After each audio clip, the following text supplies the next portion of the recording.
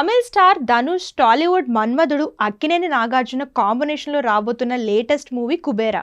Classic చిత్రాల దర్శకుడు శేఖర్ కమ్ల దర్శకత్వంలో రాబోతున్న ఈ చిత్రంలో రష్మిక మందాన హీరోయిన్గా నటిస్తుంది.